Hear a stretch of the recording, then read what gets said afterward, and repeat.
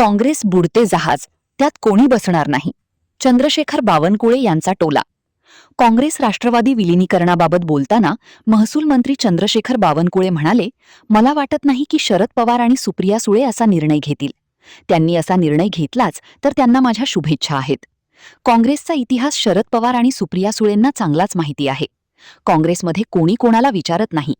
घराणेशाहीच्या आधारे पक्ष पुढे जात असून तिथे एकाधिकारशाही चालते. त्यामुळे तिथे कोणी जाणार नाही.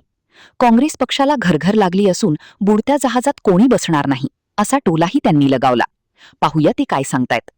काँग्रेस शरद पवार गटाचं विलिनीकरण काँग्रेसमध्ये व्हावं संजय राऊत बोलले होते. आज नाना पटोले बोलले की शरद पवारांकडून हा प्रस्ताव खूप आधीच आमच्याकडे आला होता. मला वाटत नाही की शरद पवार साहेब किंवा सुप्रिया सुळे जसा निर्णय करतील. निर्णय केला तर शुभेच्छा त्यांना, पण काँग्रेसचं काय त्यांचा इतिहास आला हे पवार साहेब आणि सुप्रिया साहेबला माहिती आहे. काँग्रेसमध्ये कोणी कोणाला विचारत नाही. एका घराणेशाहीमध्ये पक्ष पुढे जातो आहे. अशा पक्षामध्ये जिथे सार्वजनिक स्वरूपाने कुठलाही निर्णय होत नाही, तिथे कुठलाही कोर कमिटी किंवा त्या ठिकाणी काही पार्लमेंटरी बोर्डात निर्णय होत नाही, एकाधिकारशाही चालतं. अशा पक्षामध्ये मात्र मला असं वाटतं फार काही कोणी जाणार नाही. आणि काँग्रेस पार्टी आता अशी झाली आहे, तिला शेवटची घरघर लागलेली आहे. त्यामुळे डुबत्या जहाजात मला वाटतं कोणी बसणार नाही.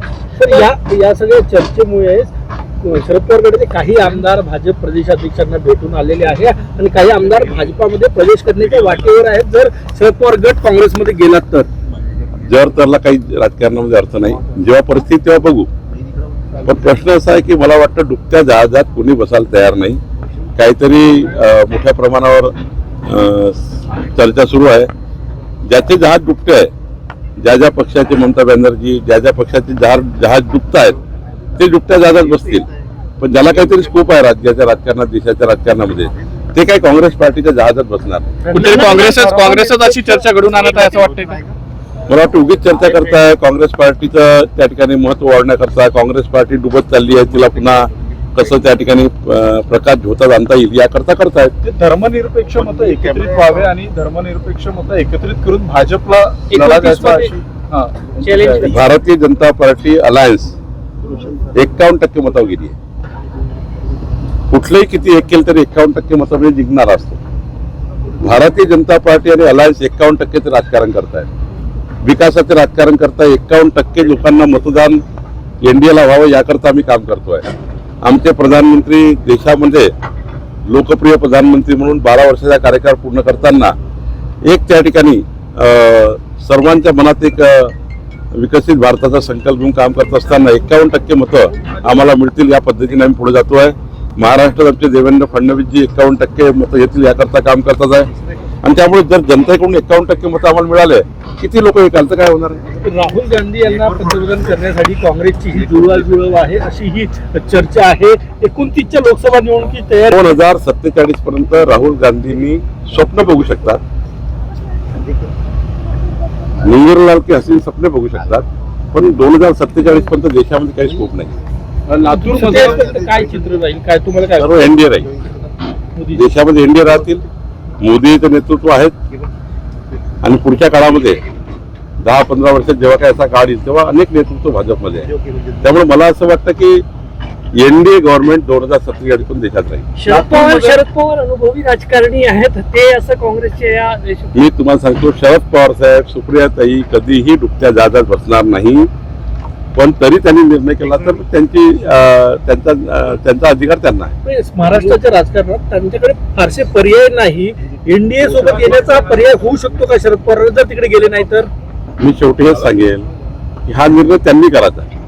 कोणत्या जहाजात बसत, डुबत्या जहाजात बसत डुबत्या जहाजात बसतील तर ते बघतील काय करायचं. पण आम्ही याच्याबद्दल काही बोलू शकणार नाही. एवढं सांगू शकेल की योग्य निर्णय त्यांच्या पक्षाचे नेते करतील. त्याच्या निर्णयात बोलण्याचा मला अधिकार नाही. बावनकुळे साहेब, लातूरमध्ये मुख्यमंत्री महोदयांच्या आदेशाने एका परिवाराला बैल दिला होता प्रशासनानं, मात्र तो बैल मरतुकडा निघाल्याची माहिती आता समोर येत आहे. तुम्ही यावर काही त्या अधिकाऱ्यांवर कारवाई करा. मी चेक करतो की काय झालंय. ती बातमी मी बघितली आहे, नक्की चेक करेल. भारतीय विद्या भवनच्या अध्यक्षपदी, इंटरनॅशनल अध्यक्षपदी पुरोहित यांची नियुक्ती, बनवारीलाल पुरोहित यांची नियुक्ती झालेली आहे. माजी राज्यपाल, भवनचं केंद्र नागपूर. मला या गोष्टीचा अभिमान आहे की आदरणीय आमचे सर्वांचे आदर्श स्थान बनवारीलालजी पुरोहित इंटरनॅशनल लेवलच्या भारतीय विद्याभवनच्या संस्थेचे अध्यक्ष झाले आहेत. त्यांनी जगभरामध्ये देशभरामध्ये भारतीय विद्याभवनचं जाळं अत्यंत इमानदारीने त्या ठिकाणी विणलेलं आहे. आपण जर बघितलं असाल पुढे जे बिल्डिंग दिसत आहे भारतीय विद्याभवनची, कुऱ्हाडीसारख्या लहान शहरात सुद्धा त्यांनी शाळा टाकण्याचा निर्णय केला. या देशाला एक विकसित भारताकरता जो महत्त्वाचा एज्युकेशन आहे, ते एज्युकेशन सेक्टरमध्ये त्यांनी आपला मोठा सहभाग दिलेला आहे. त्यामुळे बनवारीलाल पुरोहितचं काम जे आहे ते आमच्या सर्वांकरता आदर्श आहे आणि ते योग्य भूमिका त्यांना मिळाली आहे. रोहित पवार यांनी समस्या आहे आपले हाल चलाव असेल, दुष्काळात असेल, सर्वच आम्ही याच्यावर आता निरीची चर्चा करतोय, सायंटिफिक चर्चा करतोय, जलपर्णी पुन्हा येऊ नये याची काळजी घेतोय. याकरता आम्ही आज प्रेझेंटेशन घेणार आहे, निरीची चर्चा करतोय. कर्जमाफी केली आहे पण रोहित पवार म्हणतात अटी जाचक आहे, आंदोलन समोर या राज्यातली सर्वात मोठी कर्जमाफी आहे. 36,000 कोटी कर्जमाफी आहे. सर्व डिसबर्समेंट होणार आहे. एकही शेतकरी सुटणार नाही. थँक्यू.